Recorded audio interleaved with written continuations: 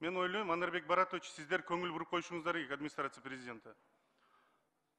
Ким, кайсы шылуундар бүгүн президенттин жана президенттин администрациясына жогорку кызматта болгон биздин аткаминерлердин аттарын жабынып, бүгүн чоң кабинеттерге кирип жүрөбүз деп туруп, Кыргызстанда бир шылуундук схеманы алып келип калбасын. Мен Анарбек Баратович дагы бир жолу кайталап коем. Буну расмий түрдө силер жокко чыгарып койгула. Анткени бүгүн алысымдарды айтып, жабынып, ар кандай схемаларды ишке ашырбасын. Кийинки сөз тогда Ибраев Саматбек Кулукеевичке берилет. Рахмат, урматтуу төрага. Бирлан Жончороев коллегабызга айтып кетким келет. Биз бири-бирибизге андай катуу сөз айтпайлы. Мен сиз мени эки эле жолду көрүп турам азырчы. Сиз менен же соттошушум керек, же болбосо эшикке чыгып бирме-бир чыгышым керек, эркекче ошондой иш кылышыбыз керек болуп турат да.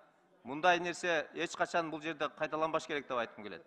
Сиздер мындай жакшынакай форматта жакшынакай сүйлөгөндү үйрөнсөк, урматтуу коллегалар.